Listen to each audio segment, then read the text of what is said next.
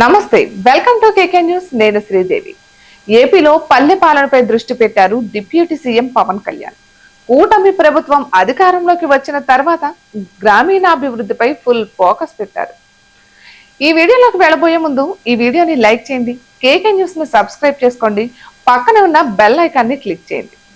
ఇక వీడియోలోకి వెళ్ళిపోతే, వాస్తవానికి పవన్ కళ్యాణ్ డిప్యూటీ సీఎం పదవితో పాటు హోంశాఖను దక్కించుకుంటారని అంతా ప్రచారం జరిగింది. కానీ తనకు ఇష్టమైన పంచాయతీరాజ్, గ్రామీణాభివృద్ధి, అటవీ, పర్యావరణ శాఖలను దక్కించుకున్నారు పవన్.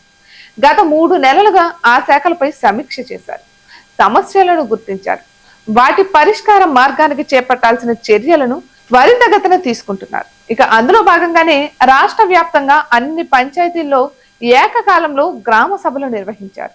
ప్రజోపయోగ పనులను గుర్తించారు, ప్రజల నుంచి అభిప్రాయాలు తీసుకుని నివేదికలు రూపొందించారు, వాటిని అనుసరించి పనులు చేపట్టాలని నిర్ణయించారు.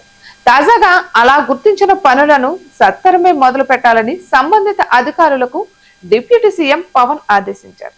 రాష్ట్ర వ్యాప్తంగా 13,326 పంచాయతీల్లో గ్రామ సభలు జరిగాయని, అక్కడ ప్రజల నుంచి ప్రజాభిప్రాయాలు సేకరించి పనులకు ఆమోద ముద్ర వేసినట్లు అధికారులు డిప్యూటీ సీఎం కు వివరించారు. అయితే ఎటువంటి జాప్యం లేకుండా పనులు ప్రారంభించాలని ఆయన స్పష్టమైన ఆదేశాలు జారీ చేశారు. ఇక రాష్ట్రంలో టీడీపీ కూటమి అధికారంలోకి వచ్చిన తర్వాత కేంద్రం నుంచి నిధుల రాక ప్రారంభమైంది. 15వ ఆర్థిక సంఘం నుంచి 1987 కోట్లు, ఎన్ఆర్జీఎస్ ద్వారా 4,500 కోట్ల నిధులు కేంద్ర ప్రభుత్వం ఏపీకి కేటాయించింది. ఈ నేపథ్యంలోనే డిప్యూటీ సీఎం పవన్ అధికారులతో సమీక్షలు జరిపారు. అక్టోబర్ 14 నుంచి అభివృద్ధి పనులు మొదలు పెట్టాలని ఆదేశించారు. ఎటువంటి సమస్యలు రాకుండా చూసుకోవాలని కూడా ఆదేశాలు ఇచ్చారు. ఇక ఈ పనులను నిత్యం పర్యవేక్షించాలని కూడా ఆదేశాలు జారీ చేశారు. ఇక గ్రామీణాభివృద్ధి విషయంలో పవన్ పట్టుదలతో ఉన్నారు.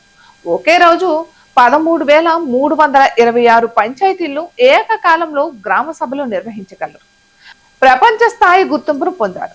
గతంలో స్వాతంత్ర దినోత్సవ వేడుకలకు అంతంత మాత్రమే నిధులు కేటాయించేవారు.